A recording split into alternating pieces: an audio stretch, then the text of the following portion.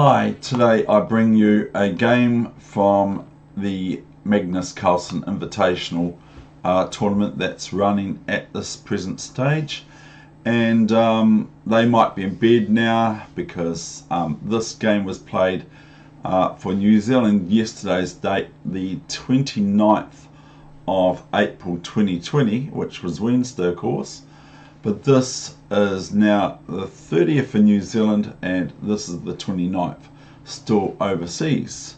So New Zealand's ahead of everyone else. But anyway, this Magnus Invitational tournament is being run on Chess24 because of lockdown, of course. So these players, with the inspiration, are still playing chess even though they're in lockdown.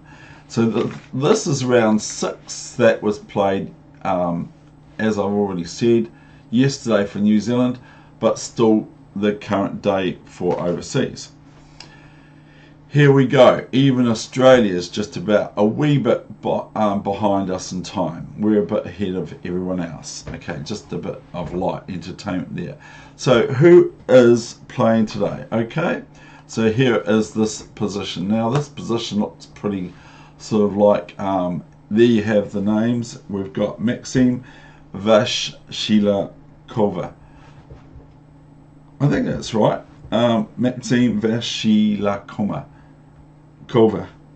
And he is a French Grandmaster. He became a Grandmaster in August 2005, and his standings, we'll just say Maxime, and he is now currently 29. He was born on the 21st of October 1990, which he shares the birth year of my second son. He was a Grandmaster at 2005. His peak rating, his highest rating I would say, was 2819, 28 or 2819 at August 2016, and at April 1st this year, this is not an April Fool's joke, 2020, he was 2778, 2078.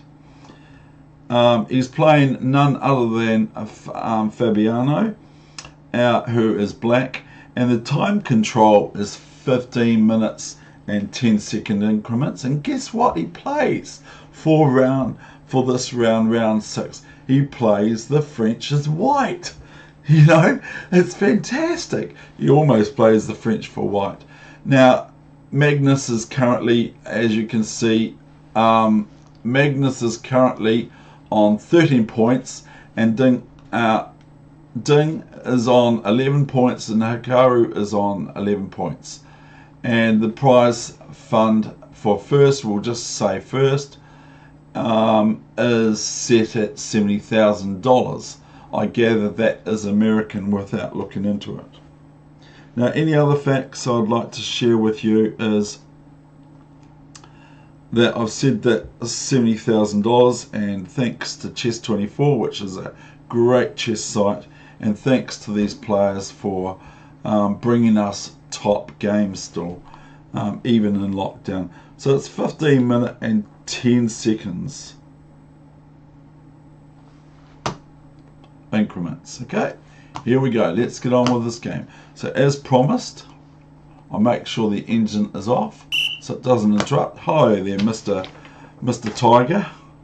The whistle. Okay, E3. It looks like my game. Now I'll take these things off because I don't need them anymore. I'm not going to keep trying to say these people's names. C4. Oh no, we haven't played D4 on move 2. So we haven't got a French backwards. So I'm just going to go through this game with you. So this was just hot off the press. Bishop C7, D4. Look, it looks like I'm playing. It really does. And D5, CD5. Knight B5. Well, this is a bit interesting that this move, and this threatens things. It threatens just knight c7 and pawn takes pawn, I suppose, and rook c1, etc. So here's e4, knight c7, rook c1. I might put these on, it's a bit glary. It's a bit furry without it. It just makes it look a bit better. So we're up to our knees and our legs in analysis here. What's going on? This looks quite odd. Just to my way of looking at it, this nice knight, this nice horsey, looks a little bit better than that bishop there. So if we can get this knight versus this bishop just alone at the end, for the end position, a knight and a bishop versus a knight versus a bishop, sorry, if we can get that at the very end, I've just used about 7 minutes of my 15 minutes and 10 seconds. I've just used about 7 of my minutes to explain all that. So these are moves I can even play. Bishop e2, but it gets a bit more difficult as time goes on, because this move now is a wee bit of a surprise. Was it rook c5? Oh, queen b3. And now we've got rook c5 and knight fd7. And he just plays rook d1. And so I haven't looked into what happens if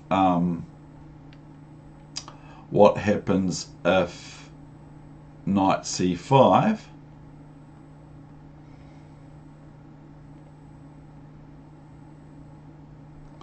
but we will let the engine play a few moves. So we'll just see what the engine says knight c5. Okay.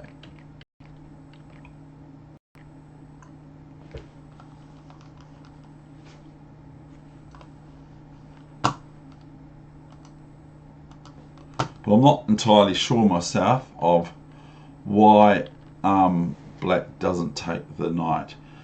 Long term, though, the Grandmaster is going to be, Maxime is going to be able to see things that just a computer may not see as well as a human player might be able to see. A positional sort of a theme there.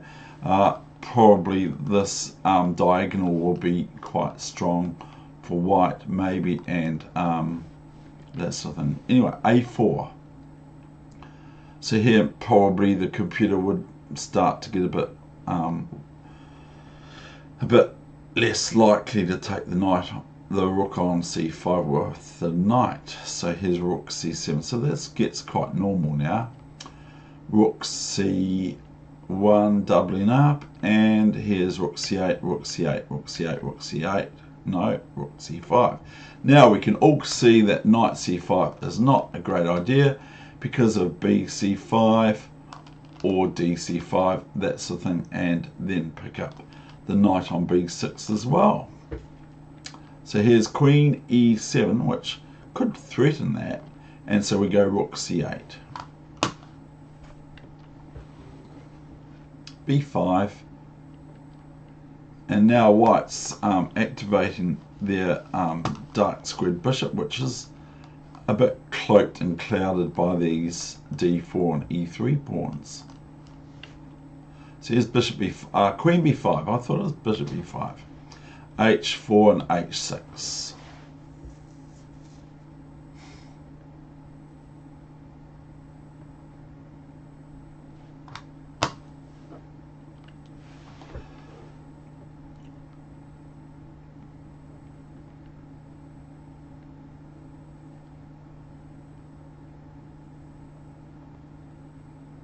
Here's bishop b5.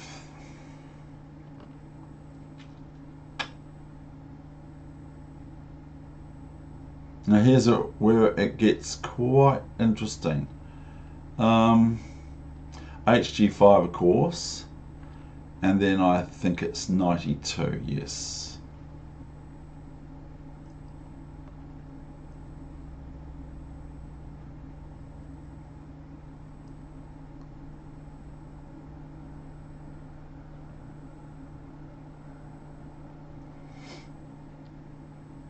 I'll just go slowly there for you. Sorry, that went too quick. And bishop e6, looking quite a little bit favouring white, I think, because of the bishop pair, and also the knight versus the white squared bishop, as previously mentioned.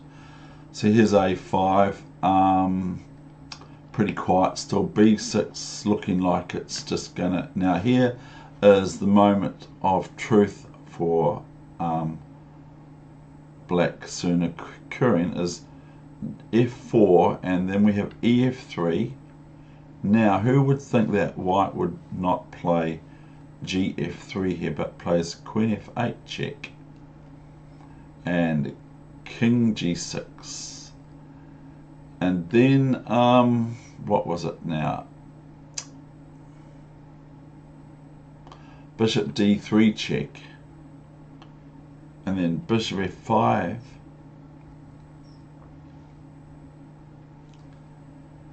and then bishop f5 check.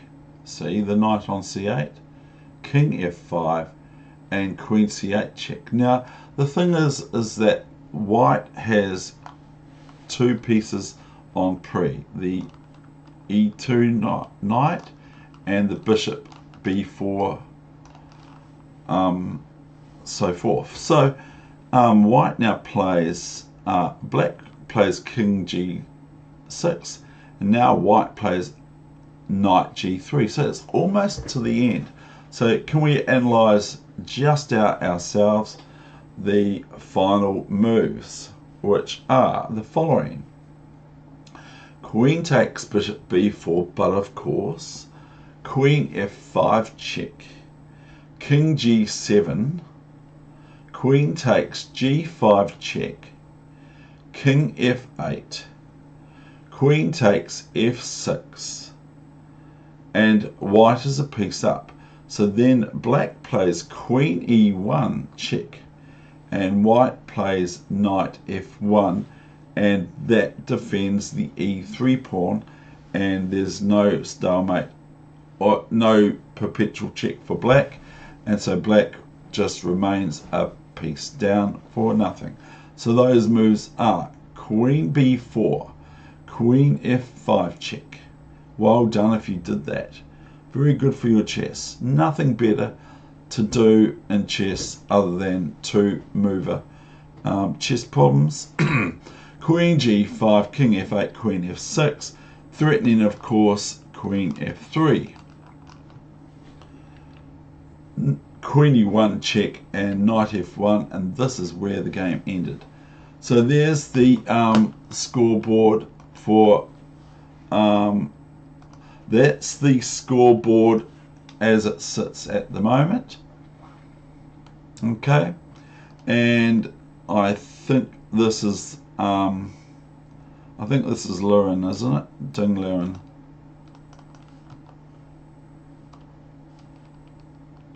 So there we have it, and all the best with your chess.